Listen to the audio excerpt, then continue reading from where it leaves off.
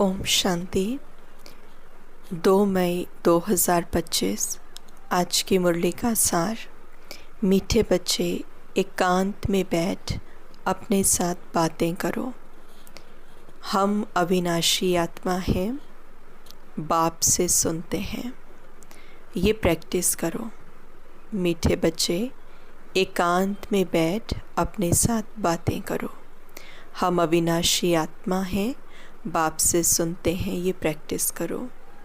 ज्ञान मार्ग में एकांत बहुत बड़ी उपलब्धि है, बहुत बड़ी अचीवमेंट है, क्योंकि जब हम उस एकांत में बैठते हैं, जब उस सॉलिट्यूड को हम अनुभव करते हैं, तो हम अपने अंदर झांक के देख पाते हैं। हमारे पास समय होता है खुद को समझने का, अपने अंदर की वर्किंग को देखने का। मेरी मेंटालिटी, मेरा मन, मेरी बुद्धि, मेरे संकल्प कैसे काम करते हैं।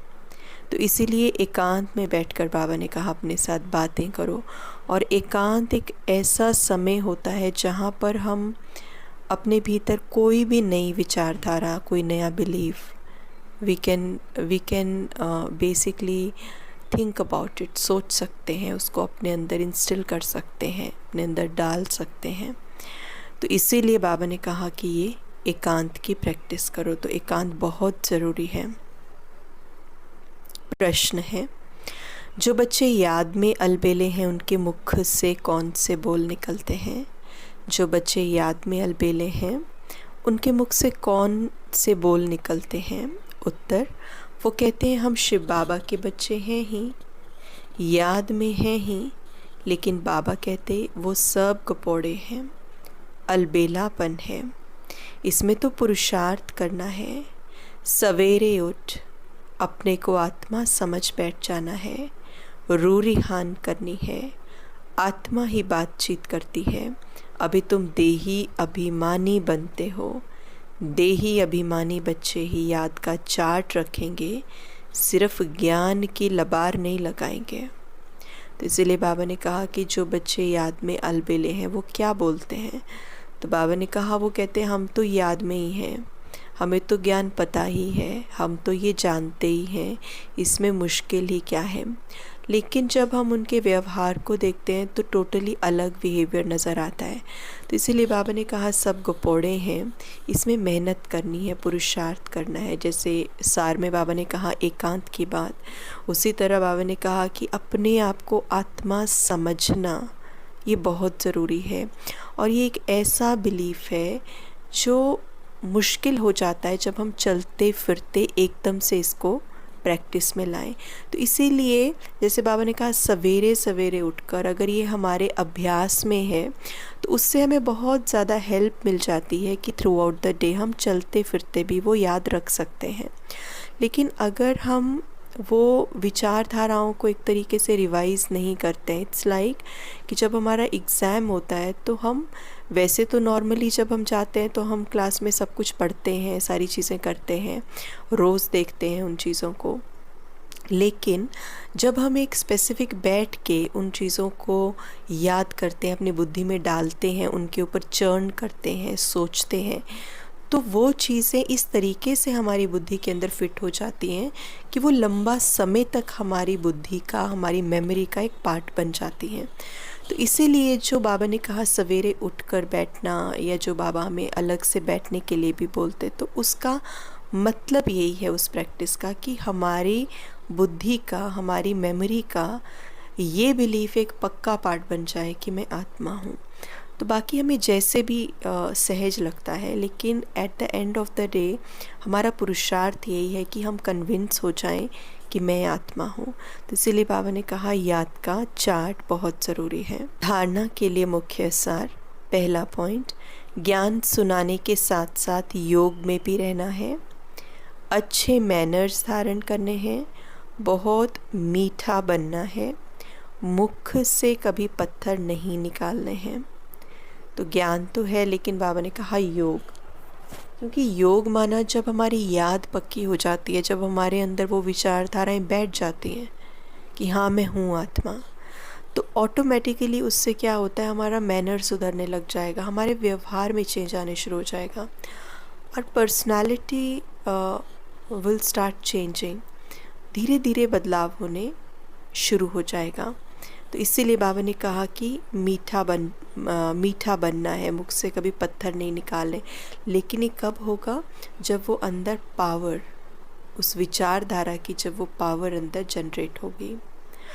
दूसरा पॉइंट है, अंतर्मुखी बन एकांत में बैठ अपने से रूह रिहान करनी है, पावन बनने की युक्तियाँ निकालनी है।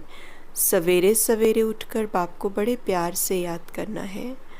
अंतर्मुखी बनना है, एकांत में बैठना है, रूह रिहान करनी है।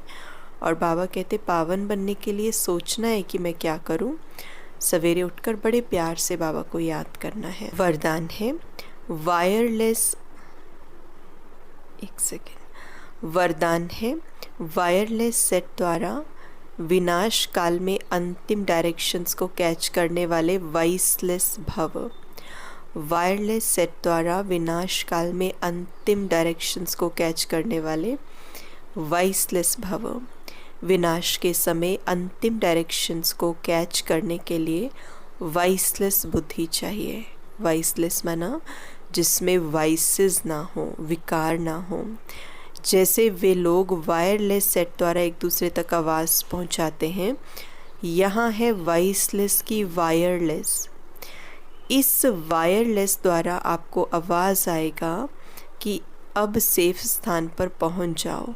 तो बच्चे बाप की याद में रहने, तो जो बच्चे बाप की याद में रहने वाले वॉइसलेस हैं, जिन्हें अशरीरी बनने का अभ्यास है, वो विनाश में विनाश नहीं होंगे, लेकिन स्वेच्छा से शरीर छोड़ेंगे।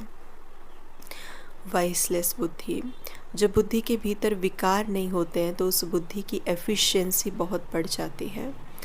और ये सब हमने ज्ञान में आने के बाद क्या, ज्ञान में आने से पहले भी बहुत अच्छे से महसूस किया होगा।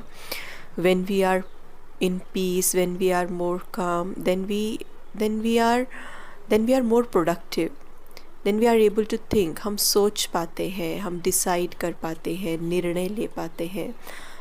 कोई भी इंट्यूशन हमारा हमें बहुत अच्छे से मिल पाता है। हमारे भीतर की आवाज़ की क्लैरिटी बहुत बढ़ जाती है, हमें बहुत अच्छे से समझ आता है ये चीज़ सही है या नहीं है। लेकिन जब वाइसेस होते हैं, जब विकारों का बादल छा जाता है मन बुद्धि के ऊपर, तो मन बुद्धि में हलचल की बाढ़ आ जाती है, संकल्पों की बाढ़ आ जाती है। उस बाढ़ में कुछ भी क्लैरिटी से देखना बड़ा मुश्किल हो जाता है। तो इसीलिए बाबा ने कहा कि जब हलचल का समय होगा, जो कि ऑटोमेटिकली बाहर तो हलचल ही होगी, लेकिन उस हलचल को देख के अगर अंदर विकार होंगे तो अंदर भी हलचल हो जाएगी, जिससे सत्यता नज़र नहीं आएगी, क्लैरिटी लूज़ हो जाएगी। चाहे हम इंट्यूशन कहें, परमात्म डायरेक्शन कहें, वो क्लैरिटी ख़त्म हो जाएगी, हम नहीं देख पाएंगे। तो इसीलिए बाबा ने कहा कि ये विकारी जो विचार हैं ये आपको वॉइसलेस बनने नहीं देते। इसलिए बाबा ने कहा जैसे आजकल क्या है, वायरलेस, यानी वायर का ज़माना नहीं है। वायरलेस माना जैसे हमारा फ़ोन है, मोबाइल फ़ोन, एक स्थान से दूसरे स्थान पर कम्युनिकेट कर पाते हैं इस वायरलेस से। तो बाबा ने कहा उसी तरीके से अगर बुद्धि वॉइसलेस होगी तो कम्युनिकेशन आसान हो जाएगा। आप बहुत अच्छे से परसीव कर पाएंगे क्या मुझे करना है, क्या नहीं करना है।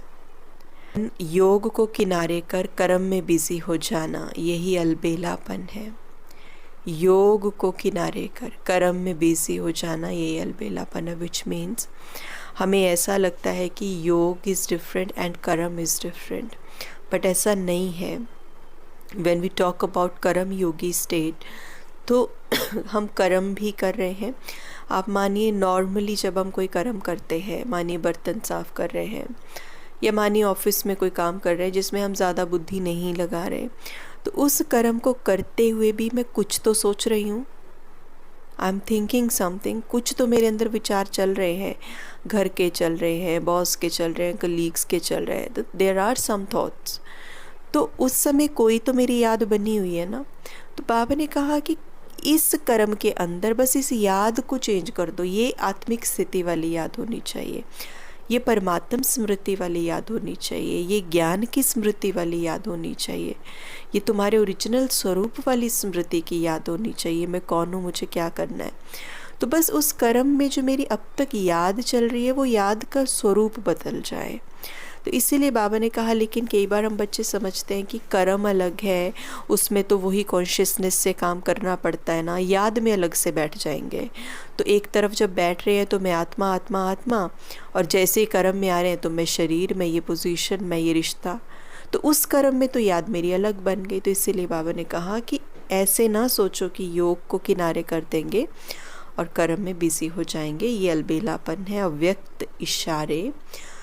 रूहानी रॉयल्टी और प्योरिटी की पर्सनालिटी धारण करो। प्योरिटी की रॉयल्टी अर्थात एक व्रता बनना। प्योरिटी ये है, एक बाबा दूसरा ना कोई, इस ब्राह्मण जीवन में संपूर्ण पावन बनने के लिए एक व्रता का पाठ पक्का कर लो। वृत्ति में शुभ भावना, शुभ कामना हो। दृष्टि द्वारा हर एक को आत्मिक रूप में फरिश्ता रूप देखो। कर्म द्वारा हर आत्मा को सुख दो और सुख लो। कोई गाली दे, कोई दुख दे, गाली दे, इंसल्ट करे तो आप सहनशील देव बन जाओ। तो बाबा ने कहा प्योरिटी की रॉयल्टी मतलब एक बाप दूसरा ना कोई, एक व्रता का पाठ पक्का कर लो। दूसरा बाबा ने कहा वृत्ति में मेरे शुभ भावना हो, शुभ कामना हो। मेरी दृष्टि के अंदर सभी को मैं आत्मिक रूप में देखूं या फरिश्ते के रूप में देखूं, और मेरे कर्म में मैं हर आत्मा को सुख दूं और सुख लूं। अब सुख कैसे लें? बाबा ने कहा कोई दुख भी दे रहा है, गाली भी दे रहा है, इंसल्ट भी कर रहा है, यू बिकम सहनशील देवी। टॉलरेट करना, उसको सहनशील बन जाना। तो बाबा कहते सुख लो, उसको परसीव एक डिफरेंट तरीके से करो, ज्ञान की रीति से करो। ओम शांति।